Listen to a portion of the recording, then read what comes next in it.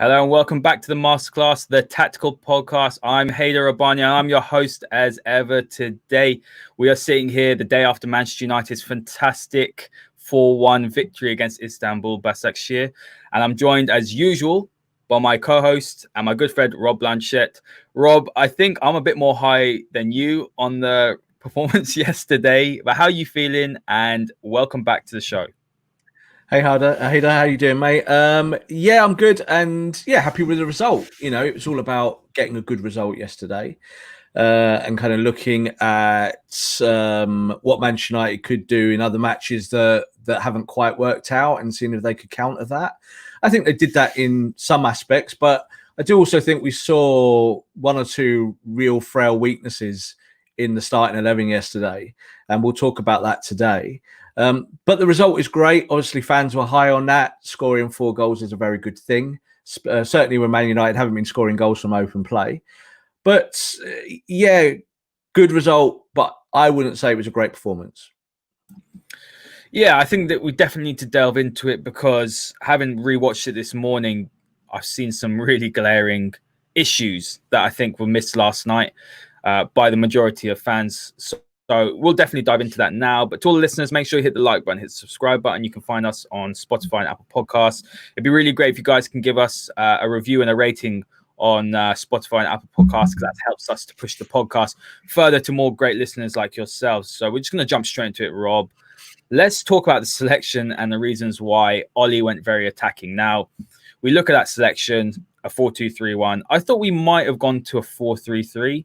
It didn't really look like that during the game. A very attacking lineup, as we mentioned. What we got to see was actually a Fred and Van der Beek double pivot, which is going to be the majority of the episode today. We got to see a Rashford, Cavani, and Martial front three as well, which is one which I thought was quite interesting to see. But before we went into the game, there was sort of a few things that I, sort of picked out before we played the match. So the first thing was I was interested to see how Rashford played at right wing. I think that was really important. United had problems there with Mason Greenwood out. I was interested to see Cavani as a number 9 as well. His runs are something which I kept an eye on last night, and I think it's something which he is quite good at. And I just wanted to see how we looked with him as a focal point. The third point was Van der Beek. How is he going to be positionally disciplined? That was the biggest question. I think we got our answer last night. And then finally, I looked at the sort of Martial and Telles combination on that left. Wouldn't Martial run the channels better than Rashford did against West Brom? Would Telles be overlapping? These are sort of things I picked out. But just give me your thoughts firstly on what you thought of the selection. Were you surprised at how attacking Ollie went? No, not at all. I think, again, there was scope for United to attack this Istanbul team. We saw that even in the game over in Turkey, where United had the opportunity to maybe go harder at them and had plenty of opportunities, but just couldn't convert. I wasn't surprised at all by the selection last night in terms of the 4-2-3-1 and where everyone played. I think it was an opportunity to try that. However, I would say that 2 or 3 of those experiments really failed on their backsides. Yet when you win 4-1, people can say, no, there was no failure there. But I think when you looked actually in game and passages of play and periods of Manchester United possession, there were problems. And they weren't really there in the first half. There was a smell of it in terms of the issues that were to come. But in the second half, and this always happens generally with a kind of fresher selection that hasn't played together in those positions, once everyone gets tired and people's legs get heavy and the lactic acid kicks in, you then see the problems manifest, and you start to get hurt, and you might concede goals. And I think certainly going into that last 15 minutes, Manchester United looked really vulnerable, and it was because of the shape and the personnel. Yeah, let's dive into that shape and personnel. So let's start with the Fred and Van der Beek double pivot. What I liked about Van der Beek, I want to talk about the positives about Van der Beek, is I like how he looks forward with his passing. I think what helped us last night was that he progressed the ball well forward to Bruno. We looked more cohesive going forward. We looked much more, I would say, threatening, because we haven't looked threatening for a while. What I like about Van der Beek is he doesn't look laterally, he doesn't look backwards. That's usually the final option for him. He looks forward. He looks to play the ball into feet to Bruno or to the front three. In possession, I thought he was good. I thought his movement was very good at times. I think the biggest issues was in defence. Clearly off the ball, there have been issues with him in terms of positioning. And what we saw last night is actually Manchester United are very, very wide open. You mentioned something to me yesterday, and are you able to elaborate on a bit more about the problems with Van der Beek and why you don't think that this is a double pivot that can go forward in the Premier League? I think you could see in the first half yesterday, like you just said there, I think Van der Beek's a really good player. He's very neat and tidy. He's very Dutch. He'll play those 5 and 10 yard balls with precision. One of the things that we were told when we did our research on him before his move to Manchester United, and we kind of did some digging with Ajax about what he's good at and what he isn't good at. One of the things that came out was that he's not a great key passer. So he's not this kind of classical Dutch player who can get the ball, play a 20 or 30 yard ball through a channel to play someone in, maybe like he did last night, actually, for the 4th goal, which he did well with getting Mason in on the getting forward for Dan James's goal. But what you find is that when he's deep and when he's next to someone like Fred, who's all action, it then becomes about positional discipline. One of the reasons you can see why Ollie has not played him in the Premier League is that he is not disciplined in that double pivot. The double pivot means that you have to be as defensively sound as you can be and set everyone else off going the correct direction. And in the first half, you could see that, both of them were getting involved in the play as a double pivot. Fred was getting about the pitch, but the pass completion was poor. Fred was losing the ball countless times. And you could see that with Van der Beek, he didn't know whether to stick or twist half of the time. In the second half, when he was more tired, he was getting exposed. So Istanbul will be able to play right through the pivot, almost right through it without it not even being there. You might have not have had 2 defensive midfielders at that point. But for Ole, that is a huge problem for the shape of the team. And I think that did reflect in Manchester United's overall play. Yes, United had attacks. Yes, United scored 4 goals. Yes, fans are going to be high on that and they're going to love that. If you play that double pivot against any team in the Premier League, they will rip you to shreds. Yeah, especially, don't even forget like Liverpool or Manchester City or how they play. Well, they'll expose you. The team at the bottom of the league will expose you if you cannot defend in those positions or at least close the channels down. And I thought that was a huge failure last night. I know, again, United fans want to see Van der Beek start. I do believe that he can play as a number 6. I don't believe he can play as a number 6 next to Fred. There is this kind of non-stop feeling that you've got to find a place for Van der Beek. That's the most important thing. Get him in the starting 11. Why buy him unless you actually want him to start games? I don't really agree with that kind of narrative. I think it's about the squad. And I'm very, very happy that we've got a player like Van der Beek who can do several things in midfield. However, do I start him as things go if everyone's fit as a number 6? Probably not. I still think Pogba is more adept at that role. Pogba might be less, say, energetic in some aspects. Pogba is a better passer of the ball. Pogba has played that role a lot more than Van der Beek has, so his knowledge is just simply going to be further on than Van der Beek's is. And Pogba's actually more disciplined. People might say he isn't, but I believe that he is in that role where he knows what Fred does, he knows what McTominay does, he knows what Matic does. And it's about that partnership in there. And that's so important with the double pivot. You've got to have players that know each other and that can look after each other. And that's important. And that wasn't there last night. Yeah, I'm just going to bring up the stats of total shots because I think that gives an indication that although United won 4-1 and they had 16 shots total and Istanbul had 13. For a team that's won 4-1, you wouldn't expect it to be that close, would you, in terms of how many chances the opposition had? So it does sort of beg the question that if they were better at finishing, had more quality, would they have punished United?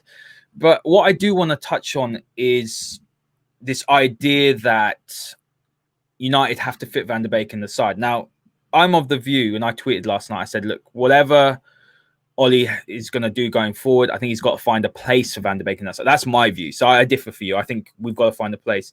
The problem with this United side is that you have 2 extremes. If we go to attacking, we can't defend. We look unstable at the back. If we look to tighten up at the back, if we look to play 2 defensive midfielders, let's say we play Fred and McTominay, 2 less progressive passes of the ball. Our attack looks like it's blunt or one-dimensional. United need to find a way to do this. There is a question, Rob, or there maybe is the argument that if United play, let's say, a Van der Beek with a Matic, or a McTominay, then yes, United might concede more chances, but they will look more threatening going forward. And United have a lot of firepower. Last night, they had a lot of firepower in that front four. Martial, Cavani, Rashford, and Bruno. That will frighten a lot of teams. Is that maybe a short-sighted way of looking at it, or is that just a fan's way of looking at it? I think it's a fan's way of looking at it. You've got to decide with football. Is it more of a game of roulette and poker and gambling and throwing that dice, or is it more of a chess game? Now, I certainly subscribe to the latter. I think it's a chess game. When you look at positions and how people play in them, the first thing you have to do is to not concede goals. Clean sheets are how you win titles. Doesn't matter how good you are. You're going to be Man City flying forward. If you fly forward and you haven't got defence behind you, you're going to lose games. And as we've said on this podcast before, Manchester City lost 9 games last year because defensively they were not sound. On the opposite side, Liverpool had a great defence and could hardly be beaten. So Man United want to be somewhere in the middle there in terms of how they approach games. Now, football fans, especially Manchester United fans, are high on attacking football, and I get that. And that's what we do want to see. We want to see our boys do that and be progressive on the front foot. However, if you do not build from a stable base, and you can kind of come up with 7 different ideas about why that is defensively, whether it be the centre-backs or the full-backs or maybe even the formation, or whether you play 3 at the back, 4 at the back, 5 at the back. Everyone's got an idea and a plan about it and an opinion. But I think when you put your team out week to week, you have to negate the threat. So it's great to say, we can get forward and we can be on the front foot. But what we saw last night were Manchester United players playing in positions that they generally play and on the front foot, doing things that they generally do. But United conceded a lot more chances. So like you just said there, the stats in terms of what Istanbul had, you say 13 shots on goal? And if you compare that to the West Brom game, it's completely night and day. United created a similar amount of opportunities in the West Brom game, but didn't finish them. Yesterday, they finished them and scored 4 times. So that's a positive, but that doesn't come because of the double pivot. That doesn't come because the back four is any more solid or less. Last night, if that long shot goes in the top corner that hit the crossbar with, I think, 15 minutes to play, it's game on. And Istanbul are in the game. West Brom were never really in the game. And in fact, United got a clean sheet. So the stats at the end of it, 90 minutes, tell you something different to maybe how fans feel during the match. They may feel, that they're not being entertained, or that Manchester United have not been progressive enough. So therefore they're unhappy. But as I said to you after the game last night, I actually think the West Brom game was a much more solid performance from Manchester United, even though it didn't have the attacking flair or the goals. But they did win. And that's what's most important. They won the game 1-0. Yes, it was a penalty and it was retaken.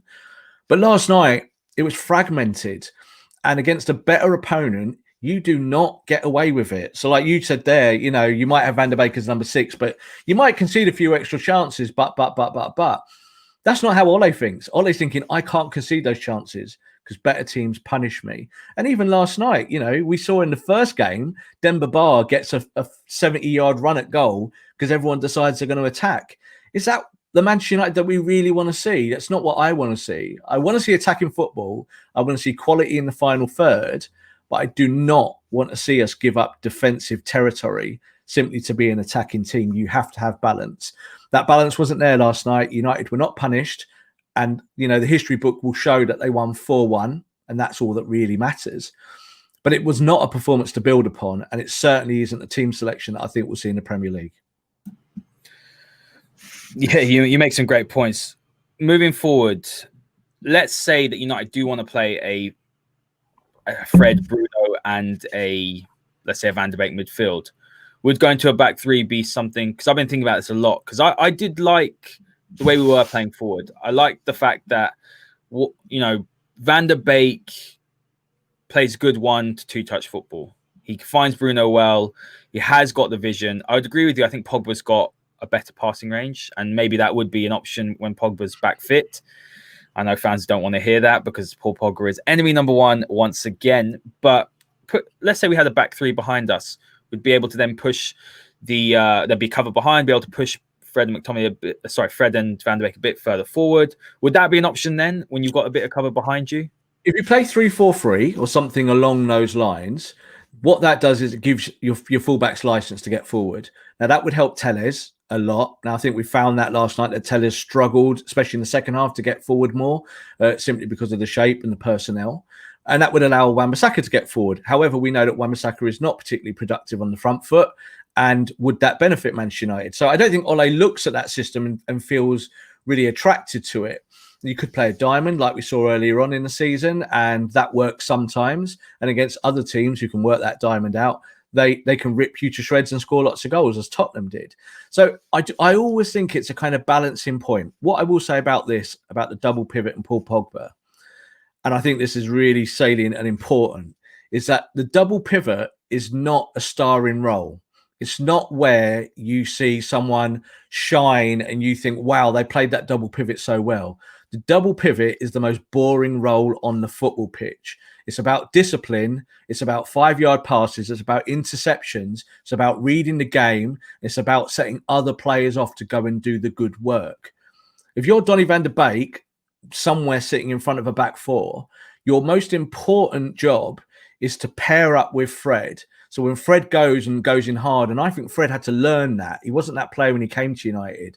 Took him a year to learn that he had to be busier, he had to be more aggressive, and now he's that kind of player. We're expecting Van de Beek to come in and do something similar.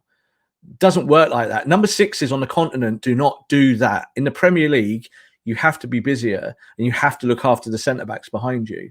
Is Donny van de Beek the best player at the club to do that in this system?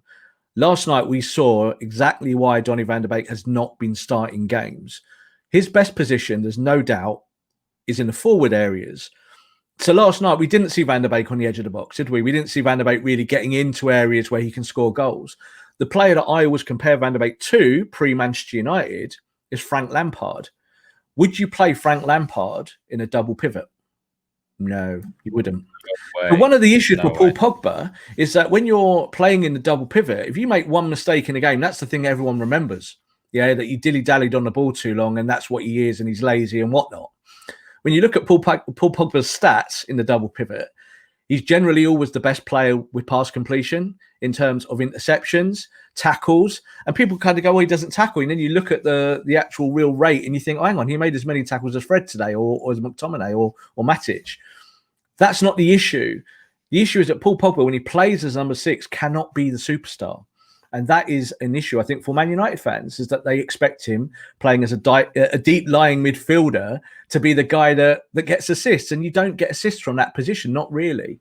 So it's more about discipline. It's more about shape, and it's more about personnel. And if I had to choose one player to play that role there with, say, Fred or a McTominay or Matic or whoever you want to play going forward there, and I had a choice between Van de Beek and Pogba, I'm choosing Pogba. Pogba won a World Cup playing in that position. Yeah, you just have to get the shape and the personnel correct and make sure that you're protected. And yeah, there are issues that you've got 2 slow centre-backs behind you. That's always a problem if you've got the double pivot. You've got to know how deep you stay. Do you stay closer? Do you close that space? Do you move forward? In the second half, for about 20 minutes, I really liked the compact shape United had. So you had the back 4 almost on the halfway line. That allowed the double pivot to go 10 yards forward. That then allowed the front positions to really push high up and have a really good press. So I thought the press worked really well last night at times. But then I think towards the last 15 minutes, the press just collapsed and the double pivot collapsed and Man United could have got heavily punished. Thankfully, they didn't. It was a really good result. But I think it does show that Van de Beek would possibly be a liability in the Premier League in a double pivot. Yeah, it's something that fans don't want to hear. I mean, another thing as well is that, Van de Beek was losing the second balls last night. He's not physical. That's to be expected. We saw they both were. Fred, they were both losing second balls like hand over fist. Yeah, and that was a problem. It wasn't just Van de Beek, and that's why when people say, can they play in the Premier League together? Our defense would get exposed, and then people go and they say the defense isn't good enough. Well, actually, it starts as well with the double pivot. something I say to a lot of people is that Paul Pogba's best football for me was played when, straight after the restart, he played in that 4-2-3-1 next to Matic. He was so disciplined. He was absolutely fantastic. People talk about when Ollie came in and he played further forward and he was just scoring and assisting week in, week out. But for me, I actually preferred Pogba further back. Got great passing range. I think fans are forgetting that Van der Beek's a fantastic player. It will take time. You got to bulk up when you come to the Premier League. It's much more physical. It's much more intense. It's going to take time for him to settle. But for me, United play their best football. I'll still say this. This is going to be a bit controversial when Paul Pogba's in the side. Bruno obviously will get all the plaudits, but Paul Pogba for me is what makes United tick when he's on form. Yes, he can get caught on the ball. Going forward with this midfield, let's say midfield 3, Rob, then you're saying that Van der Beek and Fred won't work in the Premier League. I probably agree with that, which is a shame because I think, it's a midfield that fans would like to see. How would you be going forward then? Would you be looking to bring in a Matic, or would you still be going back to the Fred and McTominay pivot, which in itself will cause United problems, I think, creativity-wise? That if those two are going to play, we'll be much more solid, but I think going forward will be a bit more pragmatic. And I think for fans, including myself, that's something that frustrates us. Yeah, and I think when Man United played a 4-2-3-1 in the way that Ole plays it, and I've said this to you before, it really is almost like a back six and a front four. Yeah, it's kind of the transition is back to front. There's not a lot of playmaking in the middle. So if you play 4-2-3-1, you rely on your number 10 to check in and out. Now, I think Bruno Fernandes did that really well last night. He supported Cavani in front of him. He was in the box, obviously, grabbed his goal that way. It was great to see a second-man run. We never see Man United players make second-man runs. You see it all over Europe, but you don't see it at Manchester United. And we scored a goal from it. But I think when you look at it tomorrow, if you were going to play against a big team or a team that was more disciplined or had more attacking threats, and we're going to play PSG soon, who do you play there? Well, you 100% you play Fred and you play McTominay. So let's just take the PSG game as an example. If you want someone to stick to Neymar like glue in that left channel, it's McTominay, isn't it? Because he's going to run him all day long. He's physically strong. He's not as talented as Neymar. He's not the greatest defender in the world. I wouldn't say he's a kind of out-and-out defensive midfielder. But in that role, and like I said earlier on, football is more of a chess match than it is rolling a dice. Rolling a dice, you lose quite often because it's just a gamble. Football is about chess pieces. When do I give up my queen? When do I give up one of my major pieces? And is the risk and reward worth it? I think last night the risk and reward was worth it. So even if Istanbul had scored goals, United probably would have said, right, let's get on with it and score more goals than them. And we did. 4-1 was the right result. You can't really get away with that, I would say, with, say, the top 10 teams in the Premier League. And you certainly can't get away with it with a team like PSG in the Champions League. You've got to be defensive first. And then that front four have got to go and do the work, Haider. So, I think in the weeks gone by where we've said United haven't been creative enough, that's not on the double pivot. It's not up to them. It's not up to whoever you got McTominay sat there or Fred or Pogba, whoever. And that's the whole point of it. If you've got Pogba sat there, his job then is to keep that mesh and that discipline in that area and to look after the ball and to be neat and tidy. And in general, he is. I know, again, it's a narrative fans don't want to hear. If you look at the stats after games, the stats 100% support that Paul Pogba doesn't really give the ball away in that area. And he is neat and tidy. And he has got a passing range that none of the other players who play the double pivot can do. So what do? You play him because he's a better player. Doesn't matter whether you like him or not, whether you like his haircut or whether you think he's on Instagram too much or any of that rubbish. If you look at it technically and tactically, he's the play you play there. However, against PSG, I wouldn't probably play him there because it's someone who's going to have to go and chase back into the box. Those players like Neymar, those players like Mbappe, looking after Di Maria's, looking for the second man run. And the pivot then becomes a much more defensive mindset for those players. But for United, that's why I think Ole has a problem with that, because then you've got to say, right, those front four have got to go and work and do what they do. And I think if everyone was fit and everyone was firing, for me, I would just do what United did last season. And that front three with me would be Rashford left, Martial down the middle, Greenwood on the right, Bruno as the 10. And I think those four will score you more goals than most other front fours in the Premier League. Yeah, and then you've got 6 players behind that can go and do that work, go and graft, lay the ball off to them. But yes, there is a problem from getting from A to Z, from defence to attack.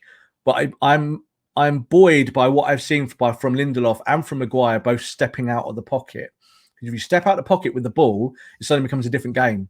It becomes a midfield game then, not a defensive game. Once you're in there, Bruno can check out. The two wider players can both check out a little bit, and you can join the dots a little bit more. Manchester United have not been great at doing that. You know, we've been this kind of counter-attacking side in maybe the last 12 months before. But there is promise there. I think if you get that right and you build from a base, then you can go and attack with a bit more freedom. Where I'll disagree, Rob, is that when you say double pivot, obviously it's about being disciplined. I agree with that point. Where I disagree with, and you did touch on it actually, that United have had difficulties transitioning, from defense to attack. I do think that United's biggest problem has been when they play the 4-2-3-1 with Fred and McTominay is the fact that neither are good enough at progressing it, and Bruno's coming too deep. Now, if Pogba does play, I don't think Bruno comes as deep, or if Van der Beek does play. We saw Van der Beek, as you said, and I want to touch on Bruno right now because 34 goal contributions in 36 games since he's joined Manchester United, which is actually staggering. It's mind-blowing the impact he's had at the club. He looked much more effective yesterday because he was getting in the box. It's something Bruno doesn't do enough. I've had a lot of discussions with a lot of people about this. Against Everton, Bruno got into the box 3 times. Twice he scored, and one was the assist for Cavani. We need Bruno to get into the box more as the number 10. And we saw that for the second goal. He was chasing, obviously, hoping for a mistake. Keep him fluffed it, and he got the goal.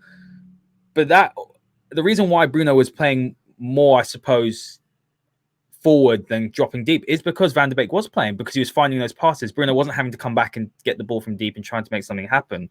So it is in United's best interest, and it is in getting the most out of Bruno in the front three that United do play someone with more ball playing ability in that double pivot. I understand the logic of that, but like we just said here at the start of the podcast, the double pivot's role is first and foremost to protect and to sit deep and to block those channels and to stop the opponents being able to just play through you. So last night, for the last 15 minutes, Istanbul, who are a not very good team, probably wouldn't even get in the top end of the championship, I would say, in many aspects. Decent players, but they should not be playing through you like that. Manchester United, you could see that double pivot wasn't working. It wasn't working in the first half. So you just saying there, Bruno wasn't coming deep because Van der Beek was in the team. I disagree with that 100%. It's up to Bruno to go and do his job. If he starts the night as the number 10, his role is to go and support the number 9 when that ball is either in wide areas or being fed through. He has to be in the box. One of the things that he said at the end of last season, which I thought was really key, was he'd said that he'd had conversations with Ole Gunnar Solskjaer, and Ole had said to him, I love your pressing, I love your energy, I love everything you bring, but I need you in the final third more. Yeah. And he kind of refuted that and went, it's just my game. My game is to kind of run and be hard and kind of do all of that. Now, you don't have to stop doing all those things, but Ole's absolutely right. His role is to go and get in the box. And that's not because of the double pivot behind him. That's not because the double pivot is 10 yards closer to him or 15 yards further back. You're right. A footballer should be able to pass from A to B. And I think Fred and McTominay can make A to B passes. They're just not going to play the killer ball from that area. And they shouldn't be expected to. Now, I don't think that Bruno's performance last night had anything to do with Van der Beek. Van der Beek had a good performance in what he did on the front foot. But I thought defensively, he didn't have a great performance. So like we're saying here with this masterclass about tactically and why Ole makes decisions games to game, if I'm the coach looking at that tactically, that worries me. I come out of that game thinking we got away with that, So it's great having a player in there who's as cultured as Van der Beek, but there's also a reason why you don't play him against maybe 75% of your opponents, because you're going to get exposed. And it was interesting also how fans last night, highlighted that they thought Fred had a bad game, but Van der Beek had a great game. That makes no sense. They play exactly the same position. They made exactly the same mistakes. They gave the ball away exactly the same amount of time, and they exposed their defence in the same fashion because they weren't looking after each other. They weren't a partnership yesterday. You had Fred running around like he does, going and meeting players, and that's what he tends to do now. That's his MO. And you had Van der Beek kind of not knowing, as I said, whether to stick or twist. Am I defending here or am I supposed to break and get forward? Well, like I said, it's a boring position. It's about sticking. And like I said, if you've got a back six, be solid there and then go and let the front four create. We've got pace. We can counter. We can play 1 or 2 or 3 passes in and around the box and get in. And that's another thing we need to talk about is obviously Cavani, who, again, a lot of people gave plaudits for last night because he ran like a dog all day long, and that's what he does. And when he came to the club, I highlighted that and said United will benefit from having this Tevez-like player who will go and have a combative style as a number 9. But I think also, do you start with him every week in that formation? Again, for me, no. Much more effective coming off the bench. I liked it more yesterday when he went to the left and swapped Martial. Martial went narrow, and I thought that worked quite well in terms of the defenders having to do something a little bit different. But the shape of the team for me didn't work yesterday. You can say 4-1. I'm not being a miserabilist here and saying I wasn't happy because Man United didn't do X, Y, and Z. We won 4-1, so hooray. But tactically, I don't think a lot of those things that we look out for, the real finite bits of information, they really weren't there yesterday in that performance. It didn't translate. Yeah, some great points. Before we go on to Cavani in the front three, because I think that's an interesting conversation, Rob, you mentioned Fred, and did Fred play badly? So I'm going to bring up a listener question because it's a good time to do that now, since we're on the topic. And it's by at N95 Shawshank. Thank you for your comments and thank you for your support as always. So he said here, did Fred have a bad game yesterday, or was he trying the line-splitting passes and failing? My view of Fred is that Fred's limitations were shown last night, and that was, one, his positional awareness, which is why I always say that Matic, when on form, and obviously Matic isn't on form, it's a massive problem for Ole and Manchester United at the moment, that Matic isn't showing any sort of form that we saw at the end of last season. But that's why you don't see Fred and McTominay playing often alone in that position with, let's say, a Van der Beek or a Pogba, because I think both positionally aren't the best.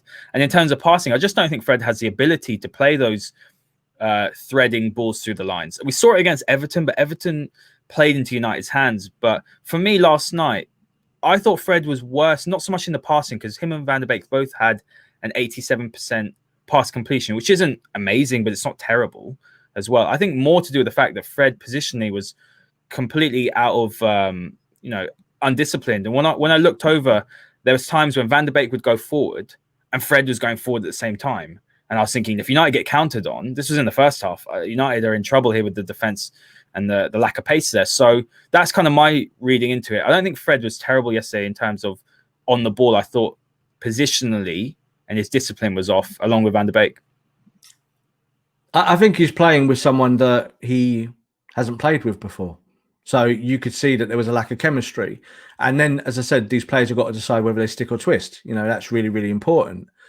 I think with Fred yesterday, the most important thing is that he carries on being as dynamic as he can be as a pivot in that area, which means addressing the ball, going into channels and stopping players, being aggressive. And that's his role. Now, one of the things that you just said there about, can they play that pass? Again, the double pivot the job isn't to play that pass.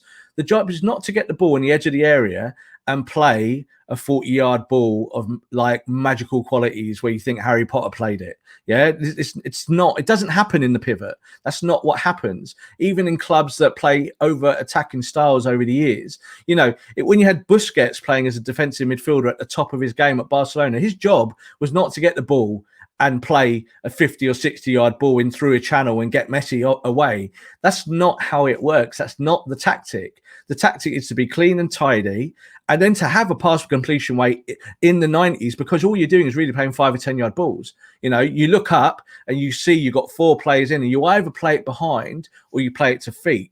And what we're saying here is that we don't want Man United just to be a counter-attacking team, because if you're a counter-attacking team, you can go long, go over the top, and 3 players can just run in unison. That's not really what we want to see. It's up to Fred and McTominay and whoever's in there to win back possession. That's the first job. And the second job is to get United going in the right direction. And that's to play a 10-yard or 15-yard ball 2 feet.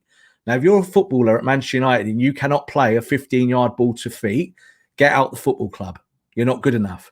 So there is an issue in terms of retention and maybe transition from the pivot and from defence. And that's why I said I'm pleased to see Maguire and Lindelof step out the ball, because that That eases that. It means that you're going into the area where you need to go and play your football.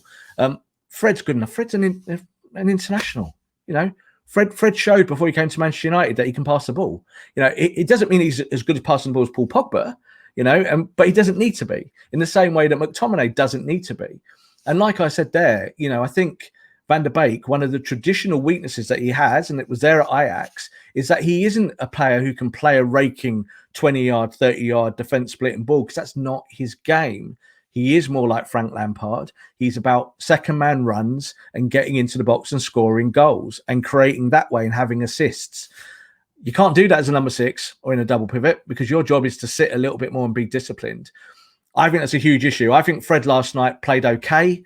He didn't have an awful game, but he gave the ball away a lot, because I think he was trying to probably do more to look after Van der Beek and say, right, now I'm taking the responsibility here because I'm the player that plays most weeks. And he gave the ball away with, I saw just from kind of making a mental note here, with sideway passes inside. They weren't balls going forward and then losing it. They were ones where he was going across the pitch, either to Telles or to Wan-Bissaka. And United were losing balls in that aspect. And that's not good, because that shows that there's a lack of shape. It wasn't that he was trying to play these, you know, cultured balls going forward into Martial or into Rashford or trying to get them going.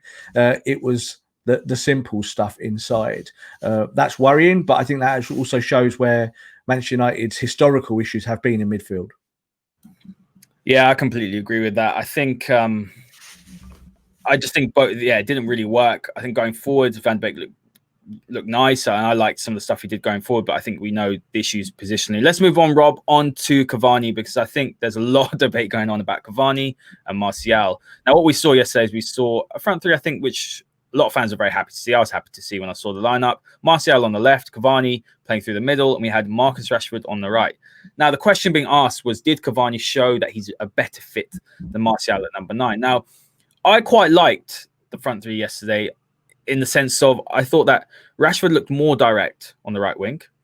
I thought that Martial, he's an excellent dribbler. I think we know what he's going to do. He's going to try and come off the left. We want him to be more creative. But I think one of the most telling statistics that we spoke about off air was that Martial got dispossessed 4 times, had 0 shots. I didn't realize he didn't have a shot at all.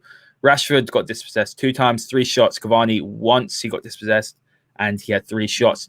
Now, I know it's early days, but what I liked, me personally, what I liked about Cavani was I liked the fact he was dropping deep in the build-up, and then he was laying off, and then making his first thought is just go straight, run into the box, go centrally. And I think that his movement was pretty good yesterday. I thought he made quite a lot of runs into the box. You look at the second goal as well. I thought he was instrumental in forcing that mistake. Again, that was a Telles cross, something we don't see enough from the fullback.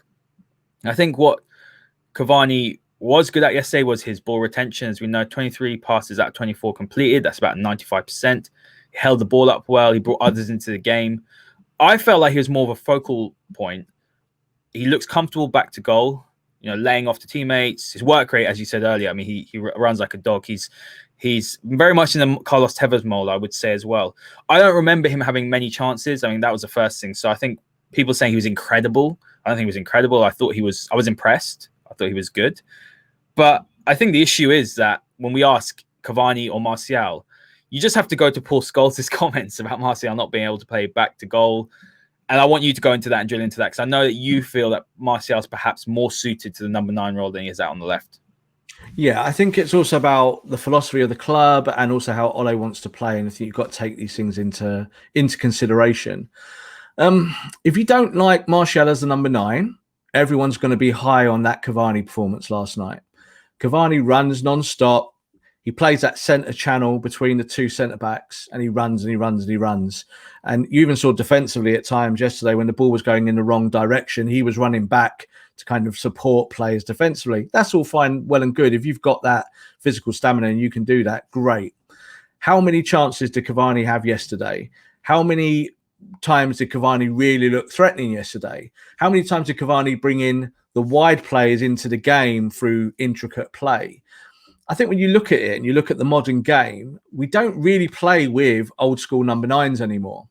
Now, I like Cavani as an addition to the squad because he can do 2 or 3 different things in the attack that gives you those chess pieces like I talked about earlier. It's a game of chess.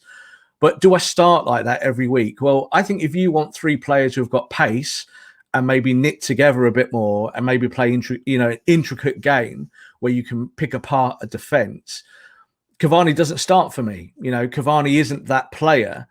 But like I said, if you don't like Martial as number 9 in general, people who feel that are going to look at Cavani's performance last night and feel good about it because of the energy that he puts into his displays. What I would say is this, is that Martial last year, before the season started, I wrote a few pieces saying about the question being of, is he a number 9? Can he play that role?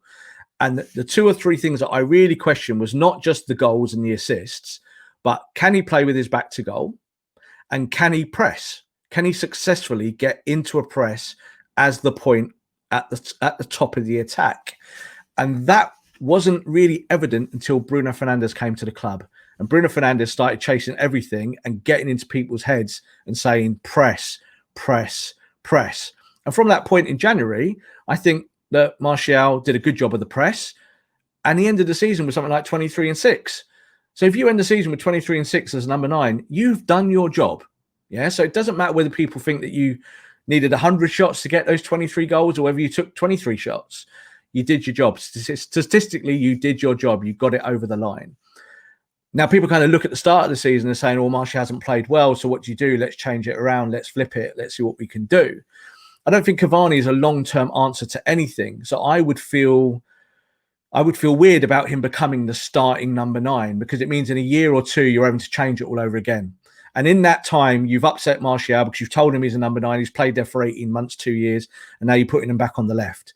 Putting him on the left means that you have a problem with the shape. Martial doesn't do what Rashford does on the left.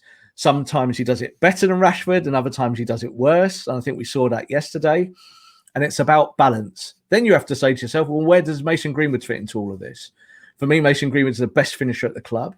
And he is the guy that has to start somewhere in that front 3. So I would rather have him as the 9 or coming from the right-hand side. But if Cavani's starting as a centre forward, you probably don't play Greenwood at all because Rashford starts and probably Martial starts. So lots of questions in terms of ifs, buts and maybes. But I still think, and this is my kind of professional opinion on it, when you look at the stats, Martial is a better number 9 now than he is from the left-hand side. He played the left yesterday and he had no shots on goal. And a lot of people say, well, he played as number 9 and had no shots on goal. But I would say it was more about creativity from the players around him, more about than his personal performance in the box. Definitely agree on the creativity point. I do think that if Martial was banging in goals, I don't think we'd be having this discussion. It's just the way that it is, and you've got someone like Cavani sitting on the bench, and it's people do forget what happened last season with Martial. But also, personally, Rob, I don't think Martial's a left winger, or I actually think he'd probably work best playing, let's say if he played a 3-5-2 or something like that, playing with someone like him and Rashford did against PSG. I thought they both looked more comfortable doing that. What I like about Martial is he does run the channels better than what Rashford does. I think his trickery, he looks more comfortable coming off the left. Is Cavani a long-term option? Probably not. But when you look at Mason Greenwood as well, I don't think he's a right winger. What we saw yesterday, I think if you remember, when Greenwood came on, and I think he looked quite lively. I think still, obviously, he hasn't played much game time, so it's going to take him time to get into the groove of things. But Mason is a centre forward. We all know that. His first instinct is just to go for goal, playing off the right. And you saw Cavani actually, sort of have a go at him yesterday because Mason went straight for goal. Now, is there an option then that if Mason wants to play centre forward, you're going to have an issue because that right wing is still a problem for Man United. Even if you're going to go and play, let's say you play Mason there, but I still think it's a problem because I don't think he's natural there. His first instinct is to go for goal, and that doesn't work if you're playing Cavani at number 9 because he wants service, and I think he got frustrated yesterday because he didn't have enough service. Right, let's. I know it's only a technicality, and I have said this before in previous masterclasses, but let's think about what the word winger means. Manchester United and most teams now do not play with wingers at all. They are wingless systems where your fullbacks have to go and be the wingers. So when you play someone in that position, if you're playing it in a 4-2-3-1 or you're playing a 4-3-3 or you're even playing something a little bit more progressive like a 3-4-3, ultimately these are wide forwards coming into the box. They're not going on the outside of the box on the touchline and swinging the ball in like, Andre Kanchelskis in years gone by, or even Ryan Giggs was expected on the left wing to hold the shape. United don't play that anymore. So we must take out the mindset of what is a winger and dump it in the bin straight away. The most important thing is those front three, whoever they may be, are all as potent as each other. And the idea is that they all create for each other. They play as a unit. And the person on the right-hand side does not have to be an overt creator. They just have to make sure that they are working in that channel, pushing those defenders backwards. And then when they're in the box, they take opportunities. Now, you tell me something different, Haider, but who do you want coming on his left foot in that right channel at this whole football club? Yeah, of course, Mason Greenwood. That's why Mason Greenwood starts games. Now, he hasn't started games because of the bereavement that he's had recently. He's needed time out, and that's really important for mental health. And I totally advocate how Ole's managed that situation. But he's going to come back into the team, and he is as good on that right-hand side as anyone else. And the thing is that if you'd brought Jadon Sancho to do that job as well, Jadon Sancho's not a winger. Jadon Sancho doesn't go on the outside. Jadon Sancho might get lots of assists, but he gets them because he's clever in that pocket and he'll feed in the number 9. And if you've got Haaland in front of him like you do at BVB, it's dead easy, isn't it, to feed him in, let him take a touch and score, and you get an assist. For me, that's not the problem at Manchester United, on that right-hand side. And we can look at it in terms of creativity. Do you put Mata in there? Or, like we saw Rashford last night. Rashford can certainly play that role. There's no doubt about it in my mind, because it's about pace and it's about getting opportunities. But you saw even with Mason, when he came in there and played that role last night, he got an assist last night. Why? Because the person on the opposite side, Dan James, bust a gut to get in the box. It's about that front three together, playing as a unit. It's not about who's the number 9. It's not about who's the striker, who's the centre forward, who's the focal point. It's about everyone doing their jobs correctly and scoring goals and being threats. For me, Mason Greenwood is the best finisher at the football club. I do not see the right side of that attack being a problem position as it stands. It's probably, for me, about 6th or 7th down the line. And I said, this is why I think Manchester United didn't break the bank to sign Jadon Sancho, because when you got a guy there who's still only, a teenager and he's scoring 20 goals in a season, it's not really a problem position. The problem is creation, and that comes from your midfield and making sure those wide players are more creative. Martial on that left-hand side is not really that creative, is he? He'll dribble, he'll get past someone, but he's looking for a shot. And I understand that. It's the same with Mason on that side. But that's hard then for the number 9. And I think we saw that isolation yesterday. I think we're much better off. And the stats say this. It's proof. It's a fact.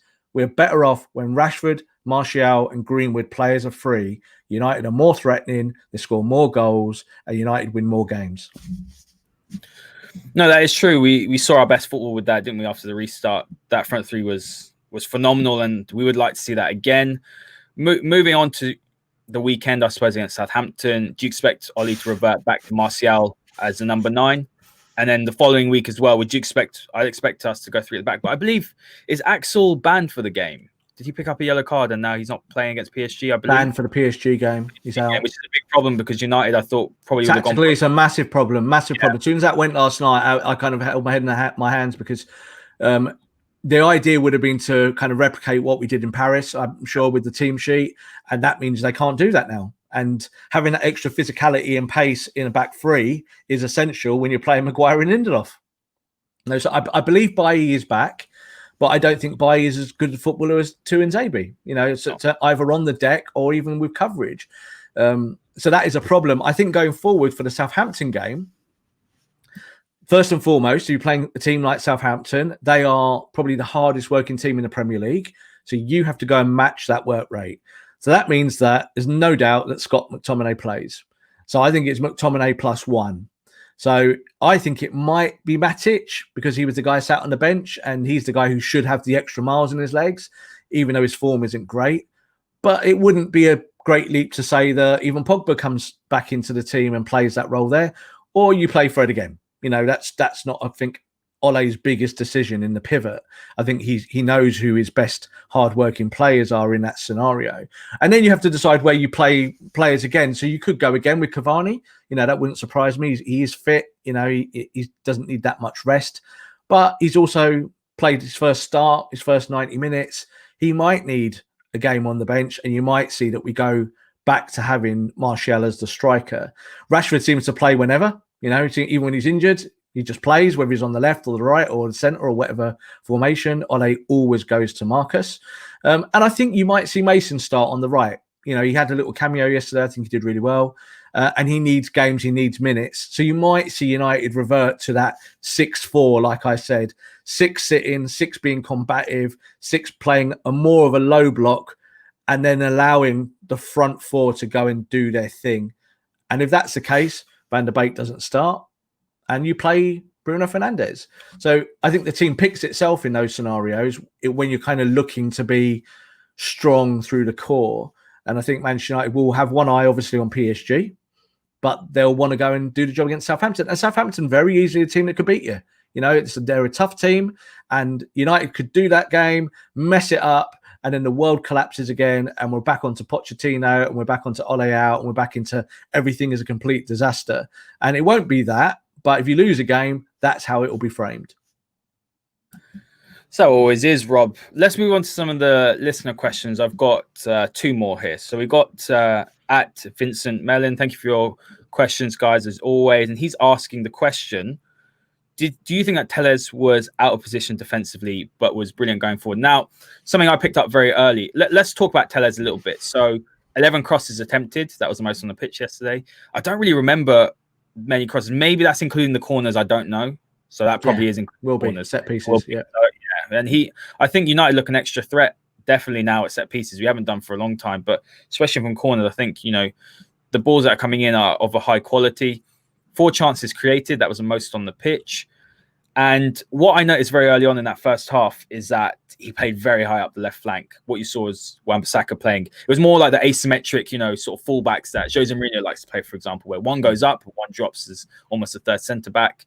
And I thought that Fred dropped in to cover his space, which I thought was a good little tactical tweak. But it didn't really work, did it? We didn't see the best of Telles yesterday, although I think he's a fantastic player and he will add an extra dimension to Manchester United's attack. But I don't think that he really showed his attacking prowess yesterday. No, I think he had a decent game overall. But as I've highlighted before, I think that there is a question to be asked of Telles when you're playing him in what effectively is a flat back 4. Yeah, so if you're playing him in that role, he has to defend. He has to sit back and come back and cover his centre back. And we know Luke Shaw does that really well. So what does that do? It stops Luke Shaw maybe being the progressive fullback that we all want. But if you're playing in a 4 at the back, then you have to go and do that work. And I think yesterday what we saw was United started off for that first maybe 35, 40 minutes of, as you said, playing Telles really high up the pitch, almost as a left-sided midfielder. And it was evident in the shape just from the TV pictures. You could see that he was almost on the halfway line, and you were thinking, wow, this is good, because that's what you want him to do. But what that did obviously made Manchester United massively unbalanced, because there was nothing coming on the right side. Wan-Bissaka wasn't really getting up and down the pitch. We know that he's probably better defensively in his duties. So it was understandable that, as you said there, the Mourinho style of having a fullback that sits and tucks and you have 3 at the back, then you let one go. That makes complete sense. But the issue, I think, there is that you need someone who'll work with Telles on that left-hand side, who'll do a bit more defensive work, but also come in and allow Telles to go on the outside. Now, we highlighted in our last show that Rashford's not great at that. Rashford maybe goes too wide to the byline, and that hurts what Telles can do and what Telles is good at. And I think yesterday there was a little bit more kind of times in that first half where Martial was in the channel, and that allowed Telles to go on the outside and Telles to get crosses in. But it didn't really work. United weren't hugely threatening in those scenarios. And I think what you saw was that when Telles did get past the last man, there was always someone there to meet him. So he wasn't really getting great crosses in. And United, in the one opportunity, obviously, they did get was when Bruno Fernandes, gobbles up the second ball and scores with the easiest goal that he'll score all season. That comes from Telles being successful on that left-hand side, getting a ball into the box. And I think all Cavani did was make a kind of run across the line, and that confuses the goalkeeper and the defender, and United score a goal. But that's what happens in football. You force these errors that would be unforced errors in a tennis match, as you'd call it. Did it work overall? Not for me. Certainly in the second half, I think Telles had to sit a little bit more. And what fans have to realise is that in the second half, you're just more tired. I talk about lactic acid a lot. It's harder to get past that last man because for an hour you've been running hard and you're fit, but it's difficult to then go and join the attack if your main job is to go and be a defender at that moment. And Manchester United was sitting deeper and deeper and deeper because effectively the double pivot that we've talked a lot about today wasn't working, and that was making the fullback sit even more deeper. So a good performance from Telles, promising. I do think that when Luke Shaw is fit, that if you're playing that exact system, the temptation for Ole will be to play Luke Shaw because you maybe give up something on the front foot to make sure that on the back foot you're still solid. And then you tell Luke Shaw, I want you bursting forward, but at the correct times.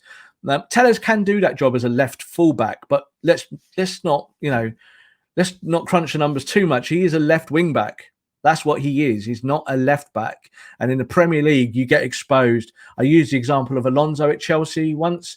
Can get you assists, can get you goals. He's a wing back. But if you play him in a flat back four, he gets exposed. And I think that might be the case with Telles as well. He'd have to do a lot of educating himself to become the kind of player that you need in the Premier League at left back in a 4-2-3-1. Yeah, I think it's definitely one of those things where it's a small sample size. I can't really judge it at the moment. He's played 3 games for United, so it's something we have to see going forward. What I have been impressed with Telles though is that he does look to try and get on the outside. I know it was difficult last week against West Brom, but that is his first thought. He's more offensive to think, right, I've got to get around, and put a cross in. And something when I spoke to a Portuguese journalist about him before he joined, I did a bit of a player analysis, and he said one of the key things about Telles was actually that one of his best attributes is when he's almost on the halfway line and he plays one of those sort of crossfield ball for either the right winger to run onto or the strike. Diagonals, that's the word. I don't know. It was just, it just eluded me that word. But yeah, that's something that he's actually better at than crossing. So that's something I want to see more. I want to see whoever's playing up front or whoever's playing on that right wing to be making those runs, because I think that's an extra. It's almost when Rashford did that after the restart with Bruno, I believe, against Bournemouth, we played that fantastic diagonal ball. So that's something I'd like to see more of. But on Telles and Luke Shaw, there's been a lot of questions about Telles and Luke Shaw. I just feel like, Rob, it's too much of a small sample size. He's played 3 games for United, and I think he's been good. I don't think he's been outstanding. A lot of people are saying, we've got this incredible player. And I think he can be a very good player. But I'm not getting too high in it because I just haven't seen him be outstanding. I thought his best performance was against PSG, and he played as a left wing back. So I think going forward, that's probably where he's best at. You got anything to add to that? Yeah, he's a useful, I keep using the chess analogy today, don't I? He's a useful chess piece on the board. No doubt. You want these options. And one of Manchester United's weaknesses for a long, long time is switching the play. So going from left to right and right to left. The only time United do it really well is when Pogba is on the left side of midfield. Pogba comes in on his right foot and can switch the ball with a diamond pass into either Wan-Bissaka or whoever's on the right-hand side, whether it be Mata or whether it be Mason or Marcus Rashford. That's a positive for Manchester United to have someone who can do that. And obviously we'd like to see that more. But it's also about making sure that, if Telles is getting that ball there on his left foot, if you've got Wan-Bissaka maybe saying sitting deeper because he has to be more disciplined in a 4 at the back, you're not actually going to have that pass on. So that switch ball is not happening because there's no right back pushing up there. So that's a problem, you see. And that's why when I say about Manchester United playing 4-2-3-1, if you're one of the forwards, you're not hugging the touchline on the opposite side. You're not looking for that pass. You're not looking for that ball. Switch it to me and then I'm going to be one-on-one with my man. You're not looking for that. What Telles is going to be valuable at is crossing the ball. So Telles needs to overlap. And Telles, I think, showed last night he has got a good engine. He can get backwards and forwards. But there will definitely be times in the Premier League where that gets exposed. Because if you push forward on one side, you will be lopsided. and teams will exploit that, and they'll say, right, the space is between Harry Maguire on that side, who is slow, and the fullback, who is now advanced. And what are we going to do? We are going to look at that space. We're going to get the ball there, play 1-2s into that area, and then we're away. We're behind the defence. And Manchester United, if that happens, they really haven't got the pace to deal with it at the back, and that's a problem. There's no way Lindelof can come across and cover that. Tuanzebe might have the pace to do it, and that might be something that happens in the weeks and months to come. But there are still lots of questions for these tactics going forward. I know fans want the answer being just play attacking football. We all want that. It doesn't always work. You've got to have balance. Balance is the most important thing. And it still might not be cured for another transfer window or two. It might be that United need to recruit into the squad to have those options to be able to protect themselves. And then you might see Telles play more. You might see Telles become the starting left back over Luke Shaw. But at the moment, it would be a big ask for him to do the same things that Luke Shaw does defensively. Yeah, exactly. And it comes back to that point, Rob, where we look at Wan-Bissaka and United need more from going forward from there. I just add to that as well. We just said from Wan-Bissaka. I liked what Brandon did for 10 or 15, 20 minutes last night. Brandon was good at getting forward. The thing is, Brandon just does not have the same defensive awareness or the same tackle that Wan-Bissaka has. But he is progressive, and you can see he thinks progressively. However, if you're telling your right back to sit to allow Telles to go, you're not playing Brandon Williams. So I think United eventually, if they want to play different systems, they will probably have to buy another fullback either in the next transfer window or next summer. Yeah, exactly. I actually quite liked what I saw from Brandon. I'm not the one who's highest on Brandon Williams, if I'm being honest with you. I didn't really like him at left back. I felt like because he's right-footed, he liked to come in and our attacks would stop at him. I feel like he slowed down the attacks. I'm not a fan of these right-footed left backs and left-footed right backs. I'm a bit more traditional, like it's left-footed left back, right-footed right back. But I actually liked him on the right, and I've been asking the question on where is he, obviously, and I think he could be an option going forward if United do want to play a bit more expansive. If you're playing Luke Shaw on that left back, maybe you also want to play Brandon Williams on the right back and you tell Brandon Williams to get further forward, because I think that could be an option going forward. Rob, last question. Have you anything to add to that? What I'll say is this: if you've got two progressive fullbacks going forward, what are you saying to Lindelof and to Maguire? Yeah, it's just you're saying you've got no protection, you're not fast, and you're dead, and they're going to get done on a counter attack over and over and over and over and over again. So it's never about one thing; it's always about five. Yeah, you got to look at 5 different matters, and the problem is that if you say to your fullbacks, just bomb forward and raid, then you have to change the system. 4-2-3-1, you can't really play that. You have to play a different way to be able to have players that can slot into the channels, both defensively and offensively, to make use of raiding fullbacks. Yeah, and it means that your centre-backs have to do something different. Now, if you've got Virgil van Dijk, it's good. You've got Virgil van Dijk, he's strong, he's quick, he's going to cover absolutely everything, and you're going to say to Trent Alexander-Arnold, go for it, boy. Get up there, get crosses in. You're going to say to Andy Robertson, go and get in there, get that cross in, be an effective player in that part of the park. I don't think United are in that position at the moment, and I think that comes from several other positions rather than just fullback. But it would be nice to have that option at right back of someone who can maybe do both, because United tend to have these role players, I think, who can do 1 or 2 things in their position, and not 7 and 8. And that's an issue. You need players who are multi-talented, who can do things both offensively and defensively. Yeah, exactly. I think if United were to do that, they'd have to revert to 4-3-3, and they'd have to almost go Liverpool-like and have more of a workman-like midfield. You probably could get away then with a Fred and McTominay, with a Bruno, if your fullback's sitting. But then you also need to have quick centre-backs, and that's why you'd probably have to either play Axel, or you go and invest in an Upamecano who's quick and who's good 1v1, because if United get broken on, they're going to get absolutely torn to shreds with Maguire and Lindelof at the centre-back position. But Rob, final question, we'll move on. This is from @RyanJones5304. So we've already covered, he's asked 3 questions. So we've covered what do we think of Fred, Bruno, Van der Beek. We did that earlier. So we're going to talk about, it's not really tactical, but it's about Paul Pogba. So he's asking that, I don't know Pogba's attitude, etc. So speaking from the performances I've seen from him, should we sell him and maybe bring in a Grealish? Now, I'm just going to add on to the Paul Pogba attitude things. I just think it's just such a narrative. It's just nonsense. And I feel like I'm fighting a losing battle always on Twitter when people automatically just talk about his attitude.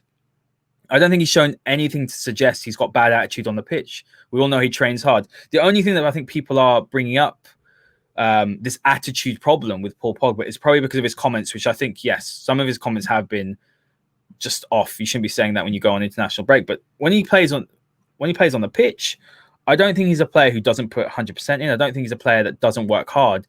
It's just his style. It's a bit more languid, isn't it? It's a bit like Berbatov when we had Tevez. The fans loved Tevez, but Berbatov was the better footballer.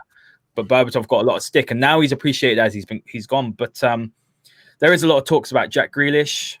Would he be an option to replace Paul Pogba? I know this is a lot of ifs and buts, but it's a question that a lot of people have been asking. I'd just firstly like to thank our audience for getting in contact with us via Twitter and having the interaction in the show. We read all of your questions and we take them all into account and either read them out here on the podcast or at least make our question around what people are thinking and talking about. So let's talk about Paul Pogba to kind of close the show out. Paul Pogba, is Paul Pogba lazy? No, the stats prove he's not lazy. Is Paul Pogba shown his best at Manchester United over the period since he signed from Juventus? I think we can also say no to that. I think he has been underwhelming at times, but I think a lot of the flack that Paul Pogba gets, and when we talk about the structure of Manchester United and the midfield and what Ole needs to do, a lot of it is nonsensical. So if you sold Paul Pogba tomorrow, and we're talking about double pivots in this episode and defensive work and being able to pass the ball out, and we're replacing him with Jack Grealish. So Jack Grealish, best position without a shadow of a doubt is the left side of attack. That is his best position. So if United were to play 4-2-3-1, he would play where Martial played last night. Now, who do I think is better coming in on his right foot in that position, Martial or Jack Grealish? Well, for me, it would be Martial. But Jack Grealish will give you other things in terms of creativity in and around the box and come in narrow. Jack Grealish could play as a central midfielder for Manchester United. There's no doubt about it. But if you're looking at it in terms of the structure of the team, we would have the same issue maybe that we had with Donny van der Beek in the last few weeks. And that is, where do you fit him in to rejiggle your side around? If you sold Paul Pogba and bought Jack Grealish, you're not solving anything at all. You're creating another problem, a good problem to have, but also a problem that you probably don't need to address as it stands. If you were to sell Paul Pogba and go and buy Kante from Chelsea, that makes sense. Why? Because Kante will play in the double pivot. Kante fills that gap. And then the creative players that United have already got, then you can look at your transfer market and say, right, now I'm going to go and buy Jack Grealish, potentially, to go in there. Or you're going to say, which would be a kind of more cost-effective way of looking at it, I'm going to play Donny van der Beek as a number 10. So you can do those things, but only with the correct signings and sales. And as it stands, selling Paul Pogba for, you'd probably still get, I think, 70 to 80 to 90 million comfortably for him. In this current COVID climate. Absolutely. Do you know what? In basketball, and I'll use this as a comparison, Gordon Hayward, who had an expired contract, who is a former All-Star, Charlotte Hornets, and people going, oh, COVID. Teams will still pay the money if they think the player gives them some kind of risk and reward back. Paul Pogba is a superstar and sells shirts like no other player on the planet. If you put him in a Real Madrid shirt or a Barcelona shirt or even back in a Juventus shirt, cha-ching, yeah? The value is still there. You can question what he does on a football pitch or whether you like his style or not. That's okay, but this is a guy who has won a World Cup. And this is a guy that has won trophies throughout his career and is still, I think, has a much bigger reputation on the continent than he does in the Premier League, where he's derided in this country, I think, for several reasons that we won't go directly into here. We'll be here for another hour. I think that Paul Pogba has still a future at the club. I don't think Jack Grealish would be the natural replacement if you sold him. But there is a logic to say that if Paul Pogba is not a starter at Man United, and that is a question now I say it's valid, then you would sell him and you'd get a fee back that means you could go and invest. I don't think COVID would affect the value of someone like Paul Pogba or the availability of funds for someone like Paul Pogba. You might not get the 120 million that you might have once thought you'd get for him. or 150 million, or going into the crazy figures. But I think you'd certainly recoup virtually most of the money that you spent out on him. And I still think he'll stay at United and sign a new contract. That's my thoughts on it. I still think there's a future for him once he's fit. He's not being fit at the moment. He had a knock coming off those French guys. You said there about the comments, and I think we should address that very, very quickly, in the sense that the comments that he made were totally innocent. When you read them back and you look at the French translations, it's all garbage. He didn't say anything about Man United. All he says, when they're translated correctly, and the French journalists that actually interviewed him went back online and said, look, I need to correct these because people are saying them in the wrong way. He said nothing about Manchester United. He said his own form hasn't been good. He doesn't know why his own form hasn't been good, and he needs to play better for Manchester United. And that's all he really said. And after that, he said he enjoys being with France and his French teammates. That was then copy and pasted. They took the bits of the quote they wanted to and turned it into one tweet, and that went viral around the world. I won't mention the guy who did that. He's a very well-known journalist. We all know who it is. So that was done, and that was unfair to Paul Pogba. I think his attitude's fine. He trains well. When you hear from the United people about Paul Pogba, they never say anything negative about him behind the scenes. It's always really positive about what a bright lad he is, what a positive boy he is in the dressing room, how he brings people together. And you hear that in the France dressing room all the time, and you hear it in the United one, but it's not highlighted at Man United. And why is that? I don't know. I think there are reasons, but again, that's an hour-long program. And that will be a masterclass that we will do, Rob. And I completely agree with you. I think we sit in the same sort of headspace when it comes to Paul Pogba. I just think that he knows he's going through a difficult time in his career. And of course, he's not happy that he's not playing regularly, that he's sitting on the bench, that he's not playing well. So I don't see the problem. Look, for me, United are better side of Paul Pogba. I saw some statistics the other day that when Pogba and Bruno played together, we average almost 2 goals per game. We concede about, I think it's just under a goal a game, which is a little bit worse than when we play one or the other. So we do concede less when if it's Bruno or Pogba playing. But United score more goals, and their points average per game is higher as well. So it's in United's interest and benefit to get Pogba back into the side. The challenge. Yeah, that's the challenge. The challenge is Ole has to find solutions. It's what I always say about every manager, whoever they are. You've got to find solutions to get your players in the team. That's why when we talk about formations should be fluid. It's about players matching what a formation can do. It's not a formation always matching what the player can do. You've got to have balance. And United have to find a way to incorporate Paul Pogba. I tell you what, if Paul Pogba was at other football clubs, they would find ways of getting him in their team. He wouldn't be sat on the bench. And I don't think it is that Paul Pogba's form is why he's not in the team at the moment. There are issues. He has had knocks. He came back from France with that knock. He has trained, and they're trying to get him through that hump in the road to get him back in the team. But I also think we played him too early when he did have that injury, and that hurt him again. And look, drop him out, let the other boys go and do the work. Yeah, you've got players in your team that can do the work. Find solutions from within. It doesn't always have to be Paul Pogba or nothing. Yeah, let's find ways to actually beat football teams that are not just Paul Pogba centric. But I do think that Pogba in your best team starts. It's just how do you shape that around him? I like Jack Grealish, but I can see why they didn't buy Jack Grealish. He had a horrible end to last season. He really had a horrible. Look at his stats; they stink. Into that last season, he was not good, and he scored right at the end of the season, and that was good. And he started this year well. He's done really well. Villa have looked good on the front foot, but he's not perfect.